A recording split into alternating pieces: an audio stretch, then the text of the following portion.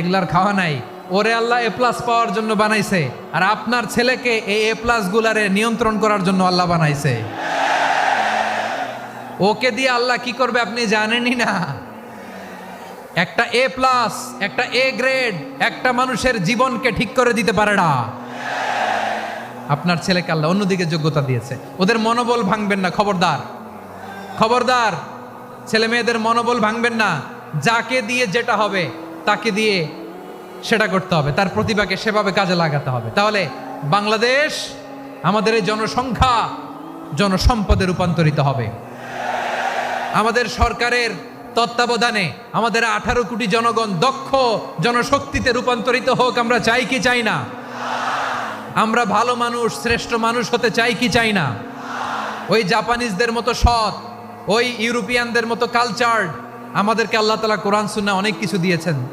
যেহেতু